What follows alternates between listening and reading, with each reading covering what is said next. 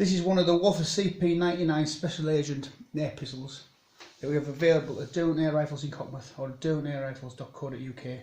12 gram CO2 powered, and it fires pellets. It comes with 2 8-shot magazines. To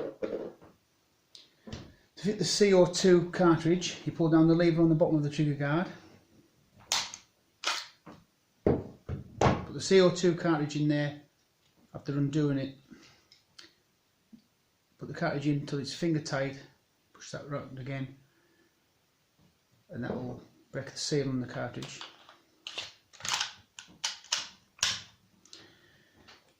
To put the magazines in, push down this lever, put the cartridge in after you put the pellets in, of course, and that just pushes closed. Use your 8 shots. After you've used your 8 shots, you just pull down the trigger again, and that pops back out, ready for you to start again.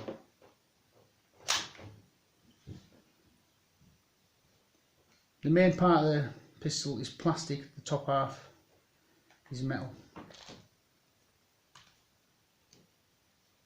Available at Derwent Air Rifles in Cottmouth or at derwentairrifles.co.uk.